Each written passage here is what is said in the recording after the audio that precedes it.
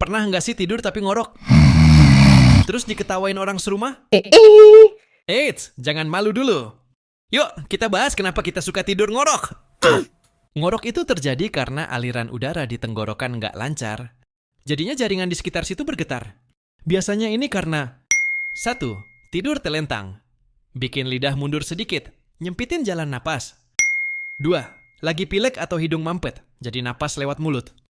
3. Kalau leher ada lemak tambahan. Maksudnya kelebihan berat badan bisa bikin saluran napas ketekan. 4. Tubuh lagi kecapean banget, otot tenggorokan jadi terlalu rileks. Nah, solusinya?